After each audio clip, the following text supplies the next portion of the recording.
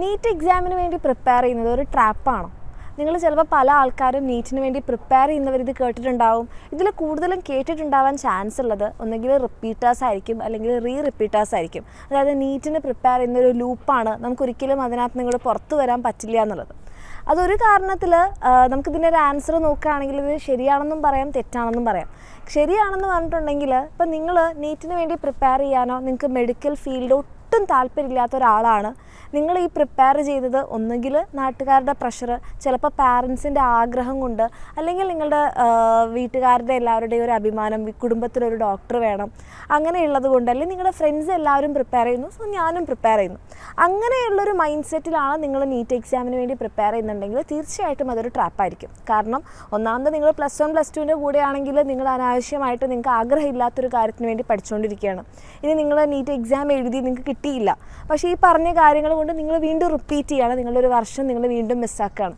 നിങ്ങൾക്ക് കിട്ടിയില്ല, നിങ്ങൾ വീണ്ടും റിപ്പീറ്റ് ചെയ്യുകയാണ്, നിങ്ങളെന്താണ് വീണ്ടും നിങ്ങൾ നഷ്ടപ്പെടുത്താണ്. ഇനി സപ്പോസ് നിങ്ങൾക്കത് കിട്ടിയത് തന്നെ കരുതുക, ഇത് നിങ്ങൾ താല്പര്യമില്ലാതെ ചൂസ് ചെയ്തൊരു പ്രൊഫഷനാണെന്നുണ്ടെങ്കിൽ നിങ്ങൾക്ക് ഒരിക്കലും അത് കണ്ടിന്യൂ ചെയ്യാൻ പറ്റില്ല.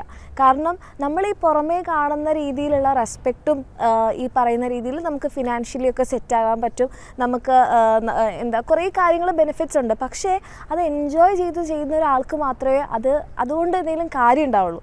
കാരണം ഈ മെഡിക്കൽ ഫീൽഡ് നമ്മൾ വിചാരിക്കുന്ന ഈ പുറമേ ഉള്ളതിന് പുറമേ അതിന് കുറേ സ്ട്രെസ്സും കാര്യങ്ങളുണ്ട്. ഈവൻ നിങ്ങൾ പഠിക്കുന്ന സമയത്തായിക്കോട്ടെ, ഇപ്പോൾ MBBS-നായാലും PG-ക്കായാലും ഒക്കെ ഒത്തിരി എക്സാംസും സ്ട്രെസ്സും ഒക്കെ പാസ് ചെയ്തിട്ടാണ് ഒരു ഡോക്ടറായിട്ട് മാറുന്നത്. അത് കഴിഞ്ഞ് അതിനുള്ള ഡോക്ടർ ലൈഫ് എന്ന് പറയുന്നതും ഈ പറയുന്ന രീതിയിൽ സ്ട്രെസ്സും ടെൻഷനും ഒക്കെ ഉള്ളത് തന്നെയാണ്. അപ്പോൾ അത് നിങ്ങൾ ഒട്ടും താല്പര്യമില്ലാതെ ചൂസ് ചെയ്താണെങ്കിൽ നിങ്ങൾക്ക് ഒരിക്കലും അത് എൻജോയ് ചെയ്യാൻ വേണ്ടി പറ്റില്ല. നിങ്ങളുടെ ലൈഫിൽ അത് വീണ്ടും സ്ട്രെസ് ഉണ്ടാക്കിക്കൊണ്ടേ ഇരിക്കുകയുള്ളൂ. ഓക്കെ, ആ രീതിയിൽ നോക്കുകയാണെങ്കിൽ തീർച്ചയായിട്ടും അതൊരു സ്ട്രെസ് തന്നെ ആയിരിക്കും, അല്ലെങ്കിൽ അതൊരു ലൂപ്പ് തന്നെ ആയിരിക്കും. ഇനി സെക്കൻഡ് കാര്യം, ഇത് എന്തുകൊണ്ടാണ് ഈ നീറ്റ് എക്സാം ഒരു ട്രാപ്പാണ് അല്ലെങ്കിൽ ഇതൊരു ലൂപ്പാണെന്ന് പറയുന്നത്? ഇത് തെറ്റാണെന്ന് പറയാനുള്ളൊരു കാര്യം എന്താണെന്ന് വെച്ച് കഴിഞ്ഞാൽ, നിങ്ങളിത് അത്രയും ആഗ്രഹിച്ച് ചൂസ് ചെയ്തൊരു പ്രൊഫഷനാണെന്നുണ്ടെങ്കിൽ നിങ്ങൾക്ക് നല്ല രീതിയിൽ അത് എൻജോയ് ചെയ്തിട്ട് നിങ്ങൾക്ക് അതിനുവേണ്ടി പ്രിപ്പയർ ചെയ്യാൻ പറ്റും. ഇനി സപ്പോസ് നിങ്ങൾ +1 +2 പഠിച്ചു, നിങ്ങൾ നീറ്റ് എക്സാം എഴുതി, നിങ്ങൾക്ക് പല കാരണങ്ങൾ കൊണ്ട് നമുക്ക് മാർക്സ് കുറയാം, അല്ലെങ്കിൽ നമ്മുടെ റാങ്ക് ലോ ആവാം. ഒന്നാമത്തത് നമ്മളുടെ ആ ദിവസം എങ്ങനെ ഇരിക്കും, നമ്മൾ എത്ര അടിപൊളിയായിട്ട് പ്രിപ്പയർ ചെയ്ത് കഴിഞ്ഞാലും നമ്മളുടെ ആ ദിവസം എങ്ങനെ ഇരിക്കും എന്നുള്ളതിനെ ഡിപ്പെൻഡ് ചെയ്യും നമ്മളുടെ നീറ്റ് എക്സാമിൻ്റെ സ്കോർ. ആൻഡ് അതേപോലെ തന്നെ പേപ്പർ, ഇപ്പോൾ നിങ്ങൾക്കറിയാം 2025 പേപ്പർ ഭയങ്കര ടഫായിരുന്നു. അപ്പോൾ അതിനനുസരിച്ചുള്ള വേരിയേഷനും കാര്യങ്ങളും നമ്മുടെ സ്കോറിലും ഉണ്ടാവും. അപ്പോൾ അതുകൊണ്ടല്ലാതെ നിങ്ങൾ നന്നായിട്ട് പ്രിപ്പയർ ചെയ്തിട്ടുണ്ട്, പക്ഷേ നിങ്ങളുടെ മാർക്സ് ലോ ആയെന്നുണ്ടെങ്കിൽ നിങ്ങൾ റിപ്പീറ്റ് ചെയ്യുന്നതിലൊരു തെറ്റുമില്ല.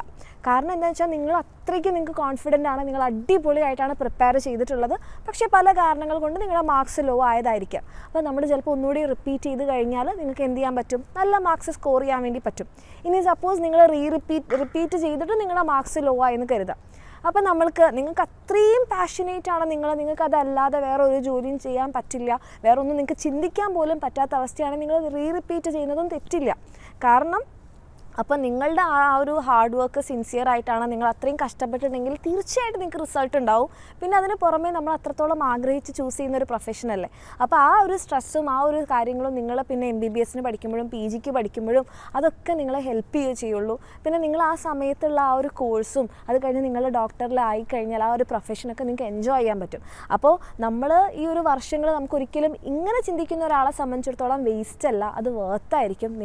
നിങ്ങൾ ആഗ്രഹിച്ചൊരു പ്രൊഫഷനിൽ എത്തി, നിങ്ങൾ മറ്റുള്ള ഒരാൾക്ക് നമ്മൾ സർവീസ് ചെയ്യുമ്പം അവരുടെ സന്തോഷം കാണുമ്പോൾ അതൊക്കെ ആയിരിക്കും ഇതിന് നിങ്ങൾ വർത്താക്കി മാറ്റുന്നത്. അപ്പം അങ്ങനെ നിങ്ങളത് ലൂപ്പാണോ ഇത് ട്രാപ്പാണോ എന്ന് ചിന്തിക്കുമ്പോൾ നിങ്ങൾ ഒറ്റ കാര്യമാണ് ചിന്തിക്കേണ്ടത്, ഇത് നിങ്ങൾ ആഗ്രഹിച്ച് ചെയ്യുന്നതാണോ അല്ലയോ. ആഗ്രഹിച്ചാണ് ചെയ്യുന്നതെന്നുണ്ടെങ്കിൽ നാട്ടുകാരോ വീട്ടുകാരോ ആരെന്തും പറഞ്ഞോട്ടെ, നിങ്ങൾക്ക് തോന്നുകയാണ് നിങ്ങൾക്ക് ഇത് തന്നെ വേണം, നിങ്ങൾക്ക് റിപ്പീറ്റ് ചെയ്യണം, ഗോ ഫോർ ഇറ്റ്. അതല്ല മറ്റുള്ളവരുടെ നിർബന്ധത്തിലാണ് നിങ്ങളിപ്പോൾ പഠിച്ചുകൊണ്ടിരിക്കുന്നതെന്നുണ്ടെങ്കിൽ ഇപ്പോൾ സ്റ്റോപ്പ് ചെയ്യുക, എന്താണോ നിങ്ങളുടെ ആഗ്രഹം അത് ഫോളോ ചെയ്യുക.